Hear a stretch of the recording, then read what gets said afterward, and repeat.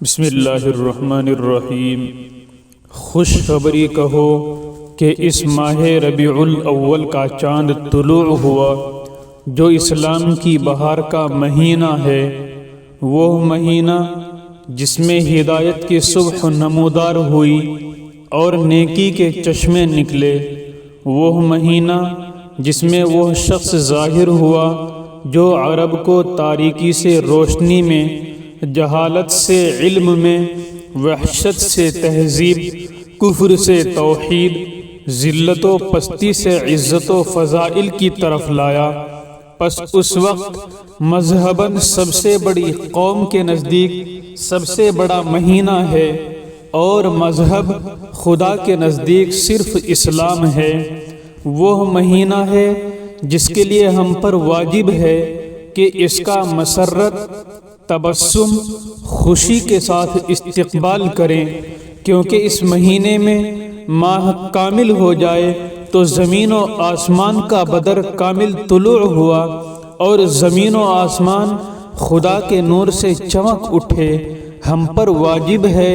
کہ ہم اس مہینے کے لیے خوشی کریں جس میں ہمارے نبی صلی اللہ علیہ وسلم پیدا ہوئے، اور ان کی وہ روشنی چمکی جو کبھی چھپنے والی نہیں ہے جب تک آسمان و زمین ہے، جس سے کفر کے بادل چھٹ گئے، شرک کی تاریکیاں مٹ گئی، بت پرستی معدوم ہو گئی، اور زمین کے ٹیلوں پر اسلام کا پرچم لہرانے لگا۔ یہ وہ مہینہ ہے جو ہماری قابل عزت تاریخ کا دیباچہ ہے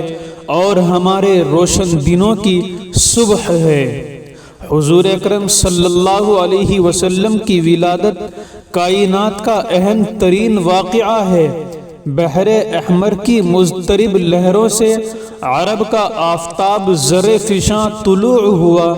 عطر بند ہواؤں کی نرم و نازک رفتار سے مس ہو کر پھوٹنا شروع ہو گئے، فرش سے عرش تک مینارہ نور سے آنکھیں خیرہ کر دیں، بحر احمر کی سرخ موجیں جھلمل کرنے لگی، عرب میں آفتاب نو طلوع ہوا، صحرائے اعظم کی جوش مستی میں نوا سنج ہوئی، گرم ہوائیں کھجور کے جھنڈوں میں پتوں سے مس ہو کر سارنگی بجانے لگی، ریگ زاروں کا ذرہ ذرہ بقعۂ نور بن گیا، ساری قدورتیں دھل گئی اور محبت کے دیپ جلنے لگے، ہر سو نیا رنگ تھا، نیا روپ۔ آج کی صبح وہی صبح جاں نواز ہے کہ جس صبح شان عجم اور شوکت و تمکنت عرب ماند پڑ گئی تھی، آتش کدائے کفر بجھ گیا، آذر کدائے گمرہی سرد ہو کر رہ گیا،